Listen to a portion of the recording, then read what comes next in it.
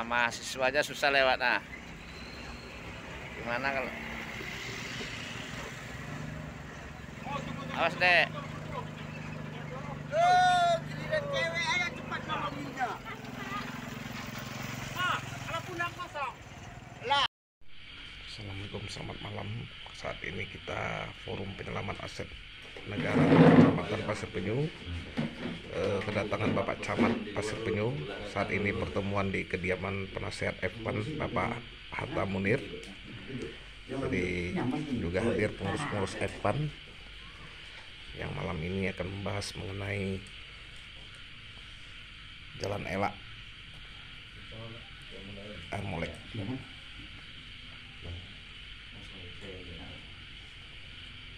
Assalamualaikum warahmatullahi wabarakatuh. Waalaikumsalam warahmatullahi wabarakatuh.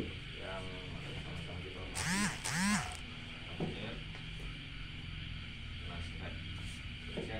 Iya, penasehat Evan. dan bapak-bapak, ibu-ibu, bapak-bapak sekalian, orang tua saya, abang saya, senior saya lah, itu di Pasir Penyu ini yang saya hormati. Pertama yang paling utama, mari kita memanjatkan puji serta syukur kepada Allah SWT, yang mana alhamdulillah pada kesempatan ini kita dapat berkumpul di kediaman Bapak Hatta Munir. Terima kasih sekali lagi Pak sudah berkenan. Memang tanpa ada dukungan dari Evan, mungkin jalan kita sudah lama rusaknya. Nah, jadi terhadap itu kita mengucapkan terima kasih kepada kepedulian kita terhadap lingkungan, khususnya jalan, karena memang sebagaimana sama-sama ketahui, kalaulah tidak dijaga itu rusak. Kita bermohonnya untuk proses yang panjang untuk menempuh nantinya. Kalau nanti saatnya rusak, itu ada proses-proses lagi yang akan kita lalui untuk jalan kita ini, sama-sama kita banggakan ini jalur 2 Armolek ini. Kemudian juga tadi setelah hasil dari pertemuan dengan Bapak Sekda, kami minta petunjuk, karena saya juga mantau nih di grup F1 bahwasanya perlu himbauan dari pemerintah. Yang dalam hal ini kami berinisiatif berkoordinasi melaporkan ke pimpinan untuk bagaimana petunjuknya untuk solusi dari surat yang dimintakan oleh driver tadi. Karena itu waktu pertama sekali kita turun dengan Pak Kapolsek kan juga sudah kita sampaikan untuk rapat, kemudian dibuat tertulis berita acaranya dan sepakat waktu itu kan itu. Namun dalam pelaksanaannya di luar dari komitmen yang waktu rapat pertama kita dulu yang waktu dilaksanakan hari Senin kalau tidak salah saya. Nah, jadi atas petunjuk Pak Sekda, kemungkinan nantinya akan dipanggil kembali. Dalam hal ini untuk pemerintah daerah, Bapak Sekda, dan juga nanti bakal ada Forkopimda di situ, Bapak Kapolres. Kemudian juga dari informasinya tadi seperti itu, untuk didudukkan lagi kesepakatannya ini seperti apa. Ini juga bentuk dari kepedulian pemerintah.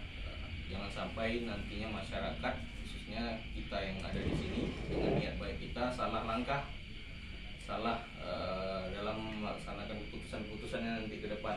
Nah, ini yang dijaga dari pemerintah daerah tadi. Kalaupun nantinya ada keputusan-keputusan yang bagaimana, kita ikuti petunjuk. Namun arahan Pak Sekda tadi, Pak, khususnya sampai nantinya tanggal hari Sabtu, kita bersepakat tadi paling lambat Sabtu dalam kondisi berjalan ini mungkin diimbau saja terus kepada sopir barangkali mobil angkutannya untuk mengurangi tonase tadi. Nah, ini nanti polanya mungkin kita nggak tahu nih perubahan seperti apa, apakah nantinya seperti pola yang kita jalankan ini, kayaknya kita 5 ton tonasenya dikurangi. Kemudian juga nantinya bisa saja ada pola-pola lain, namun ini nanti menunggu petunjuk arahan dari Forkopimda seperti apa. Jadi itu sebagai pengantar Bapak-bapak sekalian, kita mungkin tidak perlu formal-formal, jadi intinya diskusi kita lancar. Oke, itu Pak sebagai pengantar. Saya Adi, Assalamualaikum warahmatullahi wabarakatuh. Waalaikumsalam. Tidak syukur kita panjatkan kepada Allah Subhanahu wa taala yang mana pada malam hari ini kita masih diberikan kesehatan, kenikmatan sehingga kita bisa berkumpul pada ruangan yang sederhana ini di kediaman saya. Mudah-mudahan apa yang kita bahas hendaknya dapat untuk kelanjutan untuk kebaikan kita bersama. Bagaimana yang disampaikan oleh Pak Camat tadi, ya mungkin ada himbauan-himbauan terhadap truk-truk yang batu bara ini untuk muatannya dikurang hingga tidak melebihi muatan melebihi. Tapi saya menurut pendapat saya ini kalau itu yang kita terapkan tidak akan mungkin, ya kan? Tidak akan mungkin dilakukan mereka. Nah, sedangkan Dinas Perhubungan saja melakukan razia sudah menandai dengan tanda panah batas untuk dipotong, tapi itu kan tidak dilakukan, ya. Sudah 2 kali razia, jadi tidak ada artinya kalau kita nanti membataskan kita hanya 25 ton, tidak akan mungkin mereka akan memuat 25 ton. Apakah bisa kita mengontrol naik bah itu, ya kan? Jadi satu-satu jalan mereka harus mencari jalan alternatif. Kalau tidak, dia menggunakan pol diesel, sesuaikan dengan kelas jalan. Bahwa jalan ini jalan provinsi yang bukan harus ditempuh dengan mobil-mobil odol seperti itu. Jadi tidak ada kata lain kalau dari saya, kita harus sepakat semua. Kalau mereka mau melakukan penambangan, mengambil hasil itu sini silakan, kita tidak menghalangi. Tetapi mereka tidak akan harus menempuh di jalan-jalan provinsi ini karena akibatnya ini besar. Di samping keselamatan masyarakat, terganggunya ekonomi, ya, abu yang sepanjang jalannya ditanggung sama masyarakat akibatnya banyaknya mobilnya. Jadi lebih baik mereka tuh mencari jalan alternatif melalui sungai atau membuat jalan sendiri. Jadi tidak ada kita batasi muatan itu cerita bohong tuh, tidak akan mungkin itu akan terlaksana. Jadi lebih baik kita berpait-pait terlebih dahulu, sesuaikan dengan kemampuan jalan muatan itu. Ya kalau ukuran pol diesel seperti bagaimana di Provinsi Jambi tidak dibenarkan truk-truk odol itu, kenapa di provinsi kita tidak bisa? Ya ada apa? Ya kan? Nah ini kalau pemerintah tidak punya ketegasan, ya jangan disalahkan kalau masyarakat nanti berbuat, nanti bertindak. Karena masyarakat juga menjaga keselamatan dari keluarganya dan kesehatannya akibat mobil itu yang cukup banyak, yang di rumah-rumah masyarakat itu penuh dengan debu sepanjang jalan. Ini laporan yang debu ini sudah cukup banyak di Jalan Elak itu, di Bukit itu sudah berapa kali itu melaporkan sama saya sampaikan ke kepala desa. Kepala desa hanya minta buat surat, konsepkan surat. Nah, seharusnya kan kepala desa lah yang membuatkan, menunjukkan kepada perusahaan itu supaya disiram. Tapi tidak juga dilakukan oleh kepala desa. Nah, sampai sekarang masyarakat itu sampai mengeluh kalau hari panas, abu sampai ke rumah. Kalaupun ditutup pintu masuk di ventilasi. Jadi hanya sekian. Mungkin tanggapan yang lain dari Pak Arif Pudir gimana? Kalau saya tidak sependapat kalanya dibataskan muatan 25 ton. Harus mereka membuat jalan sendiri, tidak menempuh jalan provinsi. Ya sekian dan terima kasih. Saya hormati rekan yang sudah hadir pada malam hari ini, kita dan rekan-rekan semua. Assalamualaikum warahmatullahi wabarakatuh. Waalaikumsalam. Apa yang disampaikan Pak Pamener senior kita, memang kita sudah bermohon kepada Dinas Perhubungan Provinsi dan Gubernur pada saat itu agar melakukan razia. Sudah 2 kali razia dilakukan. Yang kedua itu sampai sudah Spidol, semprot pilok harus dipotong. potong. Namun tidak juga dilakukan. Jadi kami melihat sampai hari ini memang penegakan hukum itu yang memang lemah betul bagi kita terhadap truk-truk overdimensi dan overloading ini. Jadi mungkin penegakan hukum inilah yang perlu dilakukan terhadap pengusaha-pengusaha transportasi dari batubara, karena mereka kan terpisah dengan penambang. Nah, gitu. Jadi mereka adalah transportasinya.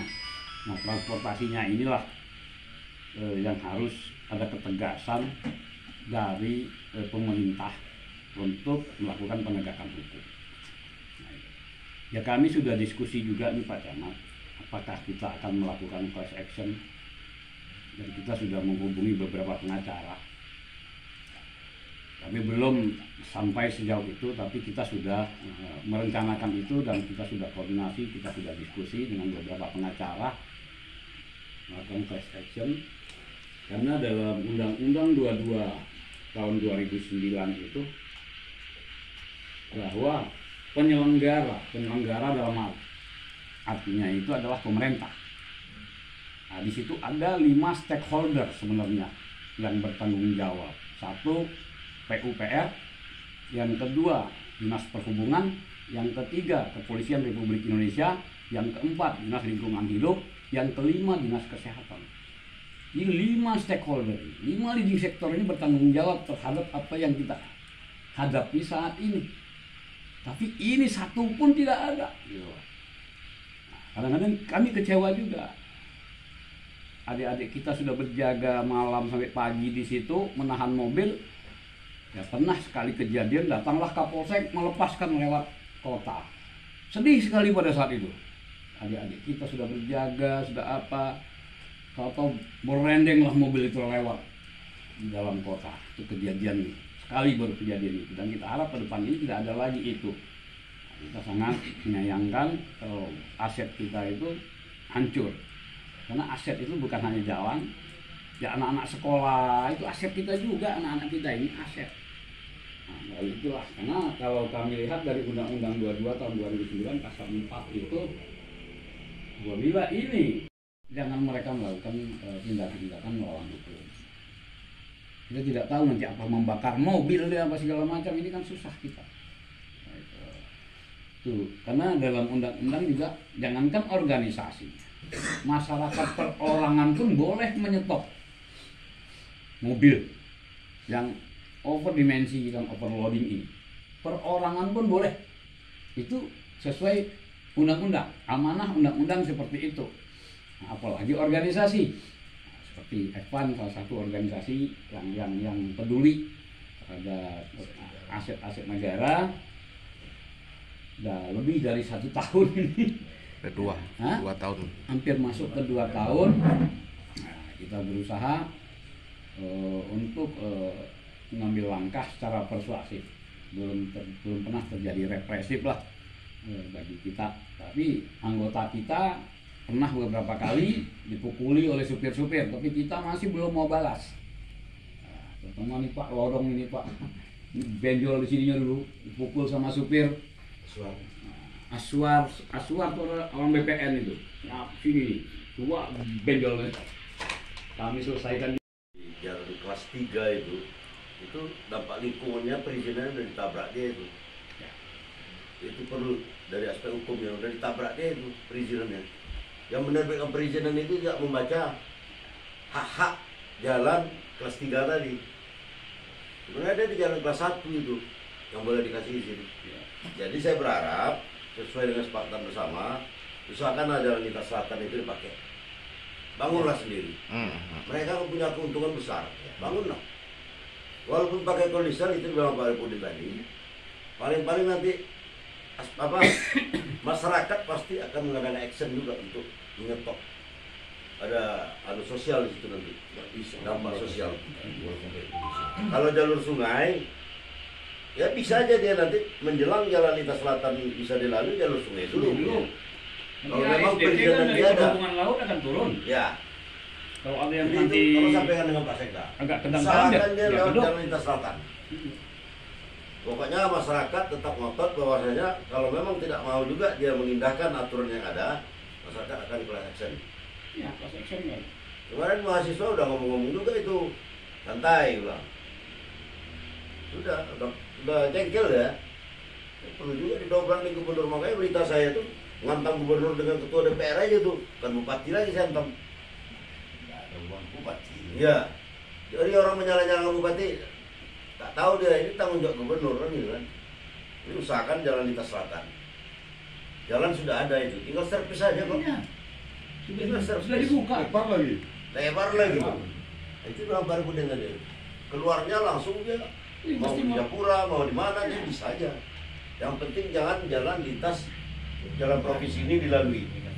Walaupun pakai kolisel tetap nanti terjadi permasalahan di lapangan. Mengingat hilir mudik, kesibukan hilir mudik. Jalan itu kan sekarang udah padat. Sudah padat. Ya. Ownernya seperti Belelawan. Belelawan berani bilang RPPU berapa kilo Buat jalan. bikin aspal. Aspal bisa kok. Nah, yuk, saya 5 kilo katanya. Perusahaan yang kecil, sekilo. Bisa bupati. Ini gubernur kok, masa tidak bisa? Dulu Kapolda dan Rem gubernur putus itu. Ambil ilmu dari Jambi. Ada akal di situ. Ada di situ studi bandingnya kan. Jadi harapan saya itu aja, usahakan jalan lintas selatan diperbaiki oleh mereka. Panggil owner itu jalan kau. Udah dibikin oleh mantan Bupati Ragiri dulu. Namanya Sama Rahman. PUPR. PUPR. Ya, dari Ya, sama Anies. dengan PUPR. Mantap pala.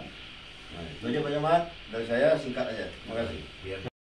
Baik, rekan-rekan, inilah pertemuan kita dengan Contoh macam Camat tadi. Pasir Penyu. Saya dikasih Ada tahu sama beberapa truk poin yang tangki, disampaikan. katanya jam 6 udah bisa lewat kota. Pertemuan di rumah Masuk dalam Nasir belakang Evan masjid. Bapak Gede Samunir. kepalanya tuh, Pak. Hadir Pak, seluruh Pak, pengurus dari mana Evan. tahu dia? Saya hantam kepalanya. Baik, Dari terima di- kasih. di- di- Assalamualaikum di- di- warahmatullahi di- di- di- wabarakatuh. Nah gitu kan Pak, benar.